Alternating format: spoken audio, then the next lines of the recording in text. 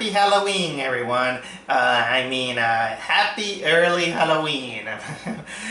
From what you can tell, I'm gonna be talking about the latest film that I have seen, which is none other than Halloween Kills, the sequel to the 2018 reboot film of Halloween. You know that this was a horror franchise that is clearly beloved by a lot of people, and I myself included. I will say that I do love the original John Carpenter Halloween, big surprise, but honestly, I didn't see much of the other one. I only saw clips in theirs and some other reviews because I kind of didn't care much about it. I'll give you a small recap, I'll say. Like I said, I saw the original Halloween film, the John Carpenter one. I can see why people love it. It's too simple yet too effective, I'll say. I never saw Halloween 2, but honestly, I feel like I don't want to watch it, mostly because Halloween 1 feels so right on the nose on its thing that I don't feel that sequel was needed. And I did saw clips of that, but mostly I will say, if you kind of give me a little bit of how can I say, a small pet peeve that kind of irks me and makes me avoid the film, is that I know that there's a scene about this kid going to the hospital because he eat the candy with a razor blade with it. And honestly, when I think about it, oh my god, because I do cringe a lot when it has to do with your mouth or something like that, and especially even in horror movies, I'll say. I did saw Halloween 3, Season of the Witch, when I was in Canada, and now it has a cult following after, you know, people complaining that where's Michael Myers or something like that. But honestly, I kind of wish that they could have stick off with the Halloween anthology because I love that film. I really love Halloween 3 Season of the Witch. Honestly, I think that Halloween 3 Season of the Witch is much better than a lot of the other Halloween films that there is. And lo and behold, proof has been shown that it's true, because later they decided to bring back Michael Myers, and boy, that from the recollection that I have, it went from messy scripts, messy storytelling, kind of like a big conflict about where they want to go, where they want to lead the Michael Myers story, which kind of proves the fact that you didn't need Michael Myers to make a Halloween film, but because of those dang producers, now when it's a Halloween, we see Michael Myers instead of what it should have been, which is none other than a celebration of everything that is horror. But I digress. I never saw all the other Halloween films. Although I do remember that Halloween H2O, or it was Resurrection. I don't remember which one it was, or the same ones. But basically, I do remember just that one, which have Busta Rhymes, you know, having his famous catchphrase saying, "Trick or treat, motherfucker!" I hope children, if you saw this, don't imitate it. This word is a little bit too big. Okay, but I do remember watching the 2018. Wait. And why do I almost skip the Rob Zombie reboot of the Halloween films? Maybe it's because I wasn't keen of it. I do remember. Here's a funny story. I never saw Halloween when that movie came out, the original one, and then I finally decided to get it. But unfortunately, the video store that I got, they made a mistake, and they gave and I rented the reboot one, the one with Rob Zombie, the one made by Rob Zombie. I'm sorry. And boy, that was like, that feels kind of different. But in the meantime, I keep watching it, and I remember that I kind of like some aspects out of it, but then the more I think about it, this movie gets worse and worse and worse. And of course, that I haven't seen the sequel, Halloween 2, or the Rob Zombie one. And I did see a lot of YouTube reviews of people shredding to pieces this movie, and understandably so. But then they decided to resurrect the franchise with Halloween 2018, and they say that if we're gonna revive the franchise, we're gonna do it right. We're gonna bring Jamie Lee Curtis. Even we got what was it, Nick Jones, in order to reprise his stuntman work as the eponymous Michael Myers. And as far as I can remember, I did enjoy it, and honestly, considering the whole trash of Halloween sequels, that one came out being the better of the bunch. And I even say that this was a better sequel than Halloween 2. And I personally, I think they shouldn't have done any more Halloween movies unless they're gonna reboot or something like that, or keep the Halloween theme. But honestly, I kind of prefer that they could have gone the Season of the Witch route, or at least keep Michael Myers, but let have Michael Myers go alone without, you know, staying in the town or doing what he is. But unfortunately, if I do that, it will break his character. And now this is why we brought up to Halloween Kills. Let me tell you guys, is that I was a little bit excited for this film, but also very skeptical. But I went into this, I'm a little bit of a regular in this Twitch chat in which we go to watch movies and riff it, chat, you know, kind of like a couple of acquaintances, and just to group ourselves and have some fun with good movies, bad movies, and all these stuff. But during those chats, these guys, they always, I think ever since the last year, because that movie was pushed until this year, they keep saying, "Oh, I can't wait for Halloween Kills. Halloween Kills. Halloween Kills this. Halloween Kills that." You can tell that they were hyping the whole thing, and I was like, "Okay, fine, I'll watch it in the movie theaters," because they also have it on this streaming service called Peacock. But if you know me, I say that usually the better experiences is when you go watch it on the movie theaters. You get the whole screen, it's big, you got the ambience, it's perfect.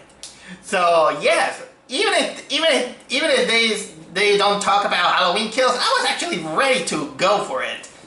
And considering that the last one was pretty good, the other one was also kind of promising. I even tried, and I tried my best to not watch any trailer of it, because I wanted to see it for myself. They were hyping this thing up.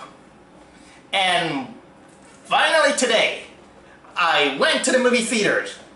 I watched Halloween Kills, and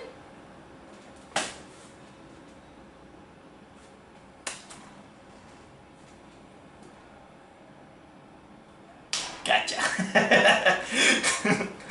Actually, I have mixed feelings about this movie, because this is one of those rare things that I want to say, yeah, I absolutely have a blast with this movie, because I did. I had a blast. I watched the movie, and it did what it promised, which is the entertainment value. But on the other hand, the snob part of me, when I want to see it kind of like putting my feet on the ground, I want to say that this movie wasn't executed very well. It has problems. It has problems, but still, it had a great idea. It's just a little bit kind of too dumb for its own good. It entertained me for people who love the slasher genre of horror. But unfortunately, we kind of don't care too much about the people who are into the meat grinder. On the other hand, you get the enjoyment because it's almost like watching some kind of a big anime film. But it's not anime, you're just watching horror. You're gonna have fun because you're not gonna take this whole thing very seriously. But the movie wants to take a little bit too seriously into a theme that honestly is actually really good. Really good. So this is for me kind of like a B-movie experience, I'll say.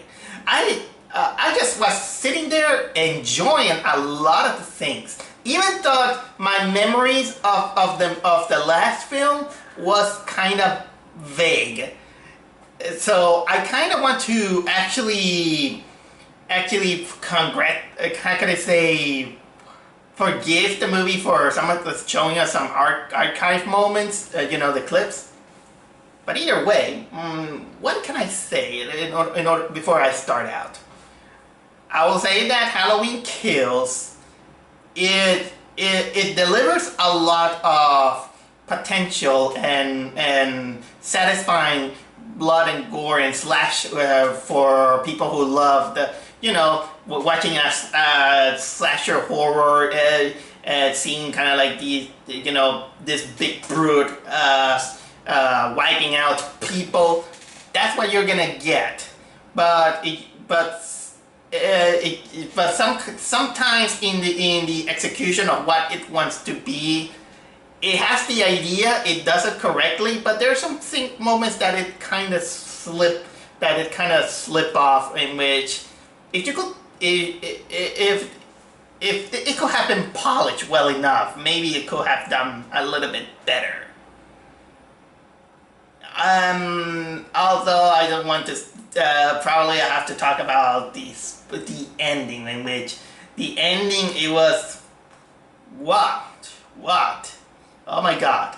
But also a little bit of a slap on my face because, okay, it's no secret that they want to turn this into a trilogy, but in my mind, I thought that this should have been the moment that you should say, movie, stop! But I'll get to that in due time. Okay, the movie takes place a few minutes after the events of the first movie, so it is set on 2018. So basically, a little bit spoiling the first movie because this is a movie that, this is a review in which I do have to see the first movie in order to understand it. The thing is that, well, Michael, we had the last movie, we ended up with that battle between Laurie Strode and Michael Myers, and in that big house full of traffic, which she finally traps him inside the house, which was on fire. But unfortunately, the firefighters, not knowing what happened in it, they go there, and Michael Myers takes the opportunity to kill off all these firefighters and escape. So now he's on the rampage again, which during that time, Laurie and her daughter and granddaughter are now in the hospital.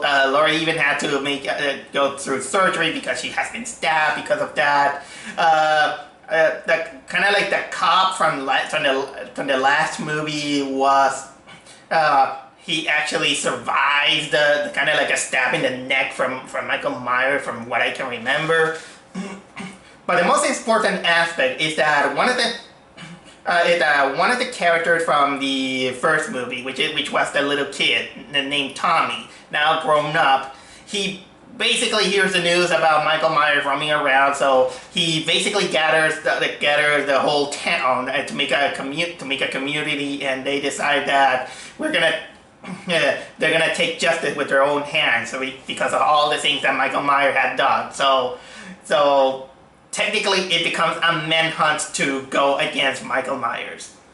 And honestly, that idea is brilliant. I love the idea of, you know, people having had enough of this killer and decided to take justice in their own hands. Because honestly, this is a little bit of a kind of like a realistic approach, I'll say, in which when, well, it's happening, it's not that it's kind of happened, you know, because of the current events or something like that. That happened kind of almost all the freaking time. Take, for example, my country in Ecuador, or maybe my city, Guayaquil.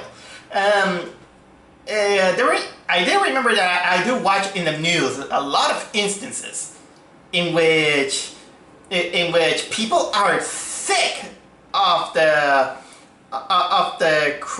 you know, the crime wave and the criminals and petty thieves and all these things.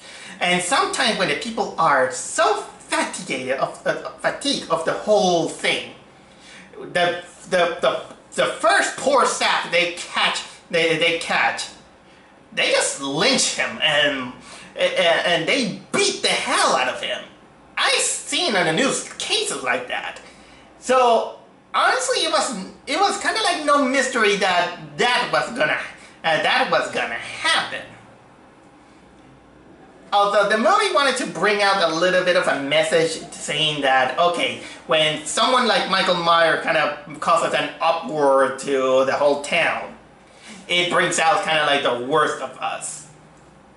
Sometimes it feels earned, and sometimes I could say that it's a little bit heavy-handed, but luckily it's not as heavy-handed like any other, how could I say, other movie that tries a little bit too hard under social commentary, because at least this one, it brings out a little bit more about some of the characters that you knew from the first movie. They say that, oh, that woman who was almost grabbed by Michael Myers while she was in the car, she's also a character.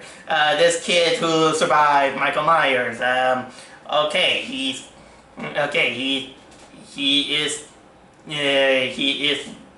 good for a character. And of course they bring out the Tommy, the kid that Laurie I think he was the kid that Laurie babysit. Yeah, he was the he becomes kind of like the one who leads the mob in order to hunt down Michael Myers and well, end it. So honestly, I'll also put it short that the acting is no mystery, that everyone does their job kind of right, I'll say. There was not exactly a little bit of a hammy acting, but sometimes you can tell that some of the lines kind of comes up a little bit kind of like trailerish, I'll say. For example, there's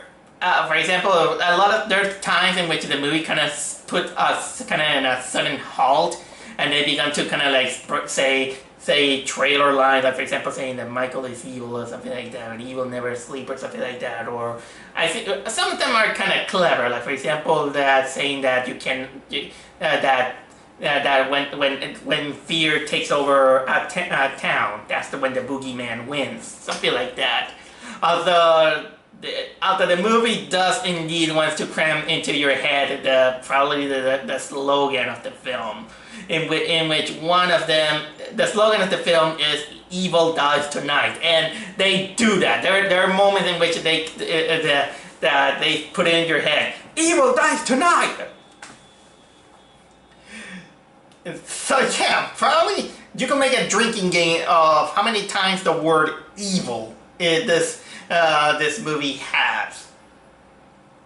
And speaking a little bit about some of the corny kind of like humor, I'll say, there are a few. Also, there are two characters that are kind of like incidental, in which, imagine there's kind of like this queer couple living in the Myers house. I don't know how the hell did they manage to get to live in a house that apparently a murder happened, because Because I did hear that not many people will be willing to buy a house where a murder happens, at least for a long time, because it's technically bad karma. But maybe 40 years happened and the karma had an expiration date. But this queer couple, they were, they only appeared kind of like a couple of times, but they were kind of like the closest thing to a comic relief. Okay, there's not much I could say about the characters. Oh yeah, we also have the douchey boyfriend from the last movie, the guy that cheats on her girlfriend, which see the girlfriend who is the granddaughter of Laurie Strode. Boy, that it's almost like they forgot that this kind of happened. And he even tag along. The guy even brings out his father, and who is the kid who escapes. How can I say, Michael Myers? That's one of them that I could say. There's also this kind of like also this couple who is kind of like close to being a comic relief, but luckily they kind of tone it down on that humor. But either way, still Laurie Strode, Jamie Lee Curtis still is good as Laurie Strode. Even thought during the whole film she's stuck on the hospital. Yeah, she's stuck in the hospital because her character had surgery and she can't move, and of course her age and something like that. And also they bring out the cop who miraculously survived a stab on the neck. And then he tells him, his backstory, that he apparently had some mercy on Michael Myers when he captures him, mostly because he just wanted to dodge the bullet that he accidentally killed his buddy cop during a hostage situation. But honestly, the movie feels like you didn't needed these two characters. And I'm not being mean. I love Jamie Lee Curtis. And her role is great, but blame the execution of the movie more than what I was expecting. Oh yeah, it's obviously that I have to talk about, of course, the biggest star of the movie, which is none other than Michael Myers himself. I mean, there's not exactly much to say about Michael Myers, because whatever is the guy who wears the mask, it always has one role: just shut the freak up and kill innocent bystanders. What reason? No reason. He just do it because he just wants to. And of course that somehow he feels kind of like his psychological connection to the Myers house, because this is where he commits his first crime, killing his sister. Man, I still love the way that the presence of Michael Myers. He really deserves to be an iconic horror villain. But here's a little bit of some nitpicks that I do have with this guy. Because honestly, wow. Let me tell you this. How many people Michael Myers kills in one movie? I mean, I know that he has a high body count, but maybe he kills like 5 people or 6 people in one movie. I don't lose count, or maybe but probably less than 6.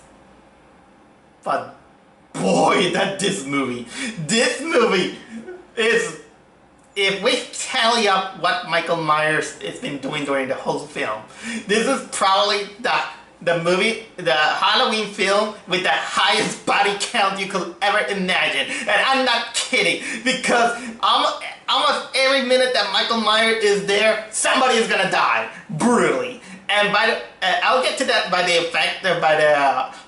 the kills and the effects later. But God, man, Michael Myers is freaking unstoppable in this one.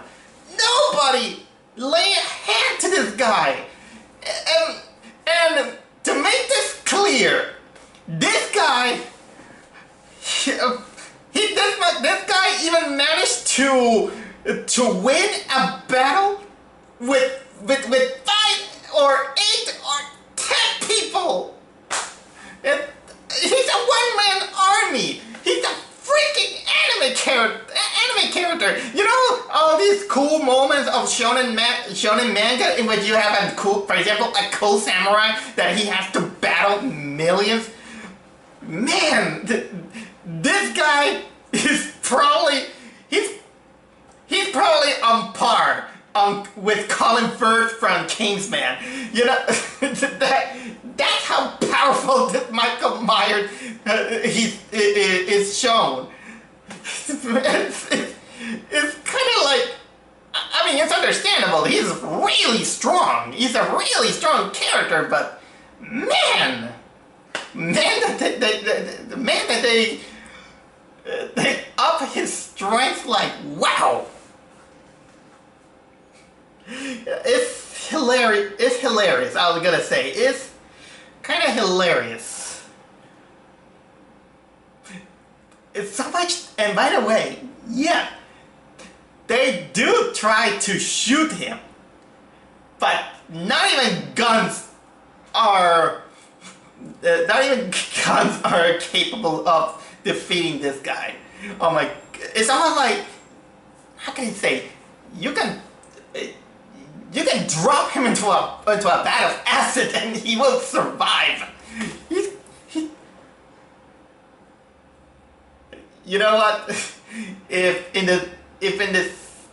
the sequel they finally remove his mask and then it's proven that he is kind of a giant cockroach, I wouldn't be surprised. But man, okay, that's pretty much I have to say without spoiling too much about Michael Myers. I thought probably I did, but once I think about it while you're watching this video, if you haven't seen the movie. But okay, I'll leave some other things aside, but I do want to talk to you about that despite all these things, I gotta admit that there is some, I love the cinematography, in which they keep some of the good aspects from the original Halloween movie, as well as its predecessor, the Halloween 2018. You know, in which it's still Halloween. It feels, you know, like these dark suburban Halloween nights in which there's not many people. Everything is kind of dark. There's kind of like limited illumination. You hear the classical music of Michael Myers theme or the Halloween theme. And it's chilling. It has great uses of the shadows. Sometimes you kind of have a kind of like a blink or you'll miss it Easter egg moments. You know, despite some of the how can I say, some of the flashbacks. For example, probably I find it cute that there were three kids that they are wearing the iconic silver shamrock mask from Halloween 3. That's kind of cute. Even I hear some people that kind of make Halloween 3 Season of the Witch canonical. I say that yeah, it's kind of cute, but when we're gonna get a Halloween movie that is not about Michael Myers? I'll get to that because I do have something that I have to say when I think about that statement. And also I will say that they really, I'm glad that a lot of the practical effects that they use are practical. Well, practical because this one has a high body count. Some of those are kind of questionable or ridiculous on the killings, but damn that they are really gory. I would say that not as gory, like, you know, exploding guts or something like that, but you know that is not very pleasant to be stabbed and then having your neck broke by this giant and this. Well, either way, or sometimes you're not quite dead. You're just there limping and with blood loss. It's not a good way to die. Michael Myers is technically the epitome of worst ways to die. Sometimes there's some some implemented CG out of it that is kind of also scary. For example, there's this flashback of the cop in which I did mention that he has kind of like this moment in which he apparently had mercy with Michael Myers, which had a big mistake. During those sequences, we also see I think this CGI recreation or mocap of someone taking the role of Dr. Loomis, which was played by Donald Pleasant.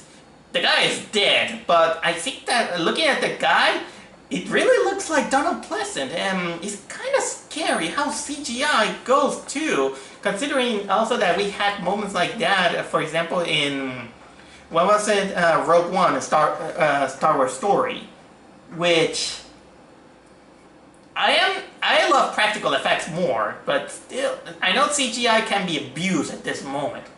But thinking about those is kind of a little bit scary, I would say. Even more scarier than a big giant going to kill everyone.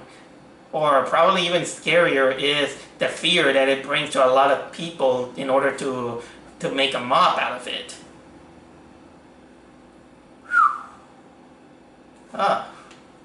I think it is time for me to go for the big one. With that, I think I already said enough to convince you reasons to, well, watch or skip the movie without bringing kind of like giant spoilers or something like that. But either way, there are things that I do want to talk about in this film. And it does involve very important events with it, because I have to let it go. So this is why it is time for me to go for Halloween spoilers, or spoiler kills, whatever you want to call it. But anyway, here goes, the spoiler segment of the movie. So, like I said, Tommy has been leading this manhunt to hunt down Michael Myers.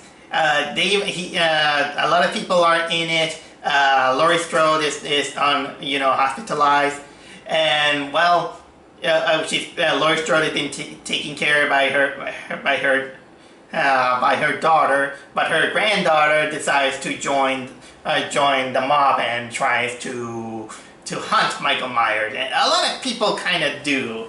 And by the way, it's kind of ineffective because, man, that this guy is a sneaky guy. And I also forgot to mention that apparently all these people don't know.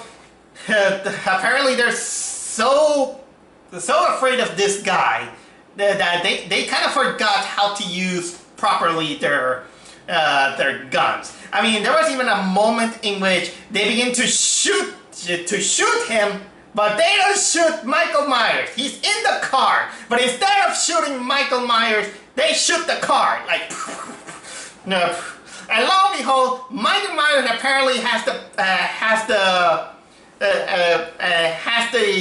kind of like the reflex of John Wick, because he just even kicked a door to make the shooter to how can I say to deviate his hand from its aim, or to make the gun go like this.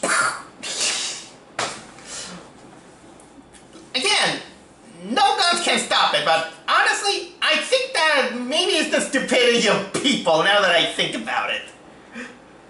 But anyway, yeah, the whole people are getting scared because a lot of people are disappearing. They're getting killed, and this is where I think it's kind of like probably the best or the questionable moment happens, because the movie apparently wanted to make us feel that this is also affecting innocent people. So, but what happened is that early in the movie it's kind of established that there was someone in the car, and they think that it's Michael Myers. But of course, it's not Michael Myers. It's this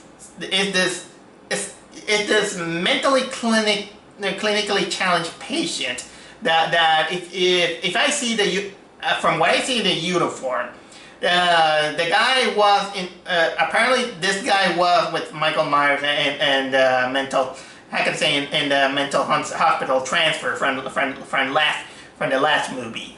So basically, this kind of like this pudgy guy with a cut on his face and kind of like this having this that how can I say I think he has kind of like this pudgy face that kind of looks like someone melted the face off the guy with no life from that Warcraft South Park episode. But basically, this guy kind of appears once and kind of sets the tone that people are fearful of Michael Myers, and so much that they decided to hunt him down. But then everyone are gathering the hospital. A lot of people they bring out corpses, injured people. The police can't calm them until this mentally challenged patient appears and he asks for help. But everyone is like, "Let's Michael Myers, Michael Myers!" Ah! But of course, Laurie and her daughter and some other people who recognize him, they're like, "He's not Michael Myers! He's not Michael Myers!" And it brings out the kind of like this huge chase scene with the people going in, they're fearful and they just want to get this guy. But come on, does he look like Michael Myers? Michael Myers was gigantic, and he was wearing this white William Shatner mask, and he has kind of like this body. Even if you don't see the real face, you could still see that he's not Michael Myers. He's just a pudgy guy with other clothes. So I mean, people saw it. So probably you could say that the fear clouded their minds. But anyway, only the daughter, Laurie Strode, she kind of has pity on him. She tries to help him, but apparently the guy doesn't even know what to do. And then of course it all ends up with him jumping from a third floor and smashing his gut into the concrete. And honestly, I love the idea. I love the idea about that people in their fear and anger, they just don't rationalize to the point that they hunt someone innocent and to its breaking point, and this is what happens. They don't even hear the cops, and even the cops are kind of like feeling helpless about it. I love that. But here's my issue, at least on the movie's fault. This moment could have been impactful, or even more impact, if we know more about this guy. This clinically challenged guy. That came out from the mental asylum alongside Michael Myers or something like that. If we could have known better about this guy, not from the last movie, but at least on this movie, you could have established him at least as a character who did nothing.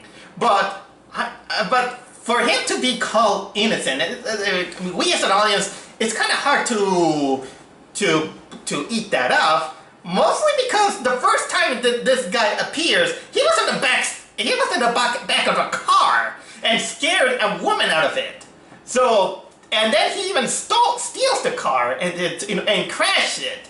So, and we have no backstory about this guy. So honestly, the movie doesn't technically won me over to feel sorry for this guy. I mean, maybe he was a mental patient for a reason. Maybe he eats puppies or something like that. That's kind of like that's something that I have with that. But okay, continuing on. So this whole incident made Tommy saying that, "Oh my God, we really have to kill Michael Myers." Yeah, and because still, evil dies tonight. So they kind of begin to deduce that probably Michael Myers is still on his way to the Myers home, which again is bought by this two queer couple. The queer couple even, how can I say, for some reason one of them kind of remind me of a young Chevy Chase. I don't know why. But the thing is that the Michael Myers enter the house, these two guys kind of like they grab their knives. Also, one of them, he arms himself with a really small cheese knife. I mean, okay, it may not be an effective weapon, but it's being stabbed by it is not gonna, it's still gonna hurt. Okay, basically they just got killed, and then it was the, what was it? The granddaughter gets into the house with her douchey boyfriend that somehow she forgives, and the father. They had this confrontation with Michael Myers. Then of course, kind of like the mother then appears. Then they lure Michael Myers into, you know, how can I say, into the angry mob, and boy, that angry mob, then they bat him, they shoot him, they did everything. Even for the final nail in the coffin, they stab him on the back of his neck. So, well, movie over. We got we of course have Laurie telling her story, monologuing with the other cop, you know, like some trailer thing. And this is where my mind was like, sorry about that. My mind was, really? Here's what happened. After being beaten, whacked with a baseball hat, shot so many times, Michael Myers still lives. So much that he just gets up. He just gets up and kills almost the whole mob. Even Tommy. Sorry. He goes back to the house. Kills off, I think she kills off Karen, I think it was called that her name. I think it's the daughter or the granddaughter. I don't know which one is which. I kind of forgot. But still, she kills one of those girls, and Michael Myers just stay there, while Laurie is monologuing that he must die because, or else it's gonna be there, you know, in the next Halloween, and so on, so on, so on. And then the movie ends.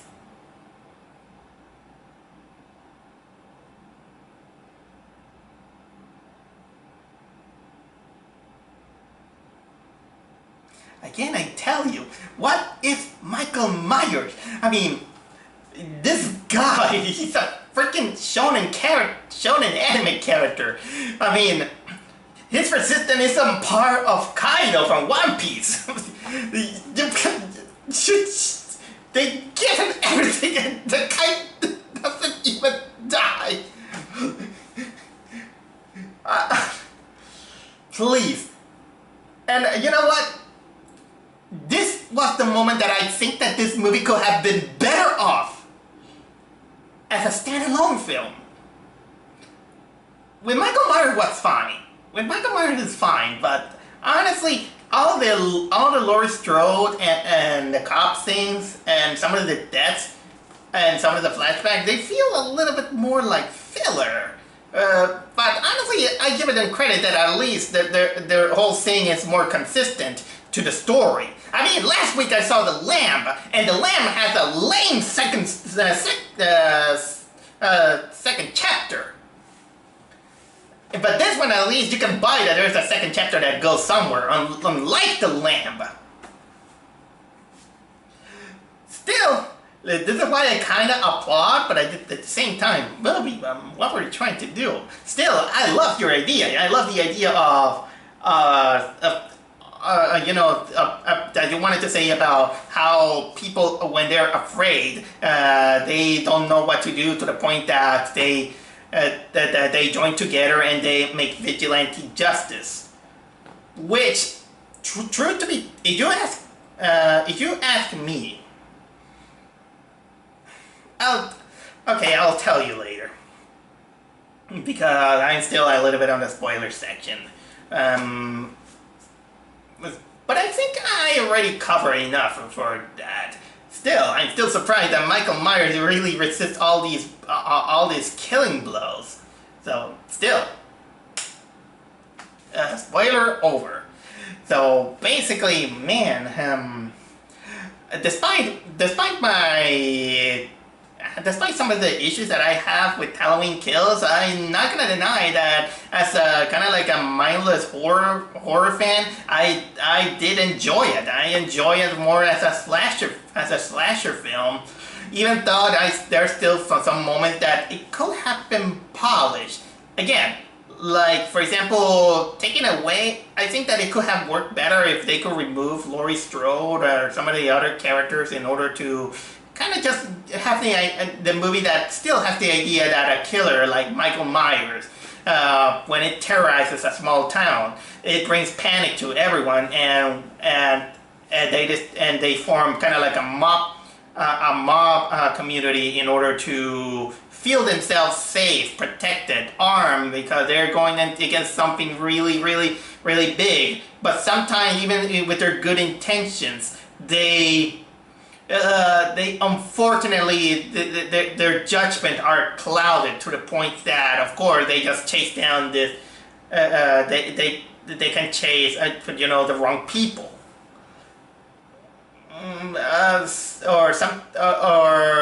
Well, they kind of becomes even worse than the killer themselves. That I could go with it. But despite that, do I recommend this film? Well, if you're a fan of the Halloween movie, yes. If you want something mindlessly fun and you are in mostly for the gore effects, yes, I do. Because it's not a bad movie. I'm not gonna say that it's a horrible movie. I've seen worse cases. Considering that there are worse Halloween movies, this one might not go on par from the last one, but still, this one works as it is. So anyway, that's my review of Halloween Kills. So if you excuse me, I'm going outside because because there's still people outside that they need some. Yes, because